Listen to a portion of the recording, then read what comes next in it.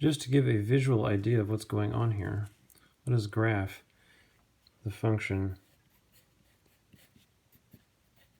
x squared minus 16 on x minus 4. Well, we know it pretty much looks like x plus 4 for the most part. So let's graph that firstly and see what happens.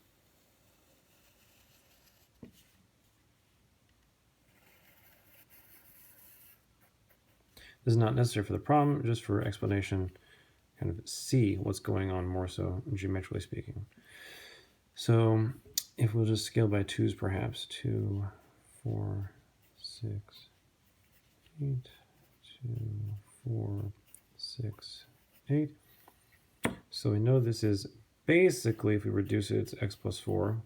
Not completely, because the domain of f is actually all reals except for 4, which would not be the case if I was looking at this alone. Right here, 4 would certainly be allowed. If the function was really x plus 4, there'd be no restriction of 4. But there is, because I have this common factor of x minus 4 above and below, hidden inside the x squared minus 16. So it should look like y-intercept of 4, and then it's got a slope of 1, so we should have something like this. Yeah. There's something like that. That would be x plus 4 itself. But this function is not really x plus 4, it's x plus 4 with the restriction at 4, at x equals 4. So at x equals 4, there's a restriction. The function does not exist there. So we have to make a hole. Try to carve out the center of that thing. There we go.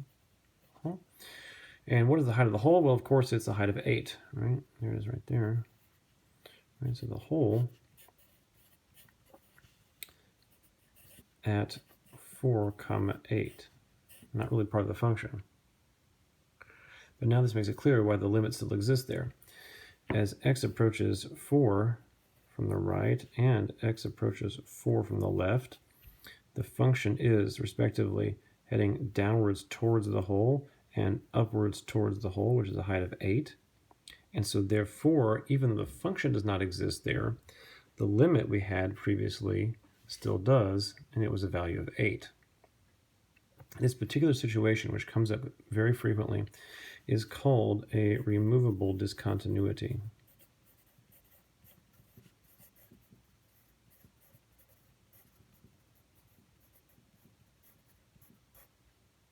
It's an extremely important situation to remember.